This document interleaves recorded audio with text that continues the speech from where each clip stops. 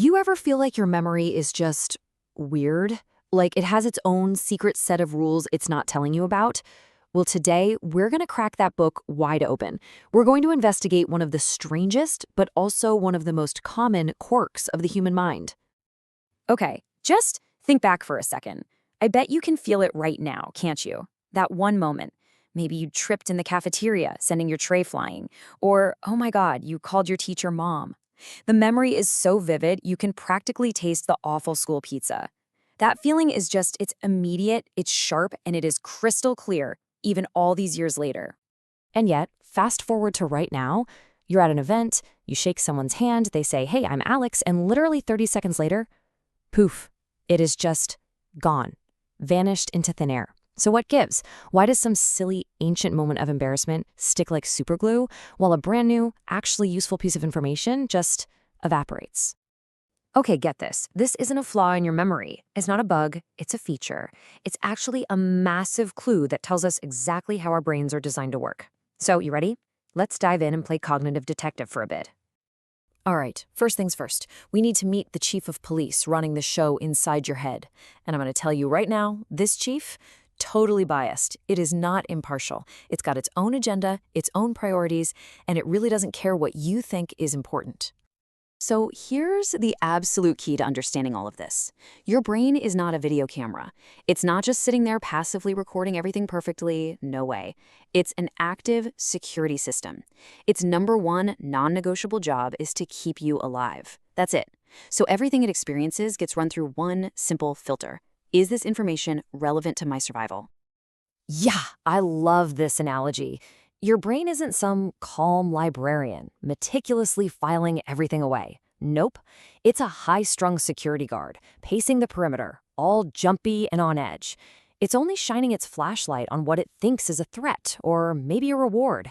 Everything else, it's just static, background noise.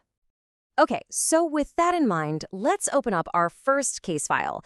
Let's see how this twitchy security guard of ours handles a brand new name.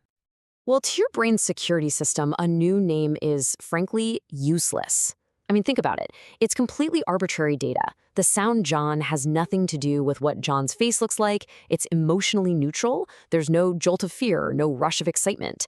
And it's just this lonely, isolated piece of information with nothing to hook onto. So if your memory is this huge, sprawling library, a new name is like a flimsy, smudged sticky note. It's just kind of slapped randomly on a shelf somewhere. Right? There's no card for it in the catalog. It doesn't belong in any section. A gentle breeze could just blow it away forever. For the librarian, your brain, it's just not a priority. Okay, but now let's open investigation file B, the echoing shame. That memory that just will not leave you alone. Why on earth does this get the full VIP treatment from your brain?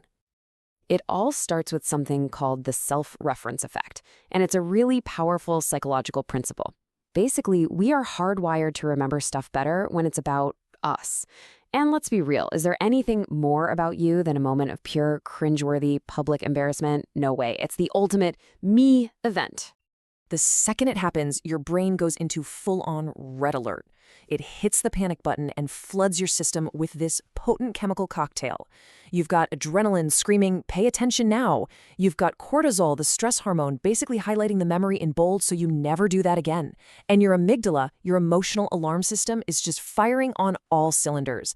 This is not a flimsy sticky note, my friend. This is a fireproof file stamped top secret. So let's just put them side by side. The name? Basically zero emotional weight, weak connection to you. Your brain sees it as trivial.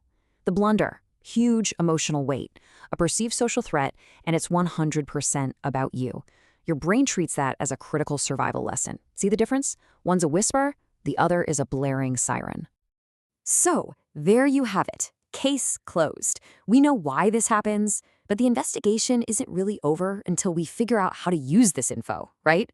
So let's crack the code. Okay. First, just take a deep breath. Let yourself off the hook. Your memory isn't broken. It's not failing you when it forgets a name. It's actually working exactly as designed. It's being a super efficient, if, yeah, a little ruthless survival machine. The problem isn't the hardware, you know? It's that we're not using the right software. So how do we make a simple name seem important to that security guard in your head? We gotta speak its language. Here's the hack. 1. Link it. Connect the name to a crazy, vivid image. You made a guy named Mike, picture him holding a microphone. 2. Say it. Immediately repeat the name out loud. So great to meet you, Mike. It reinforces the sound. And 3. Feel it. Try to attach a genuine, positive feeling to meeting them. Be curious. What you're really doing here is kind of brilliant. It's like you're social engineering your own brain. You're artificially adding all the things that were missing before. The connections, the emotional weight, the sensory data. You're taking that flimsy little sticky note and slapping a big, bright red important sticker on it. You're basically tricking that security guard into thinking, whoa, okay, I should probably pay attention to this. And, when you zoom out, this all points to a really profound truth. Your memory, it's not a perfect recording of the past, not even close. It's a story, a curated, heavily edited story that your brain tells itself about what matters for your survival and ultimately who you are. The things you remember, those are the chapter headings. So I guess the final question is, what story is your memory telling? And are you the one writing it?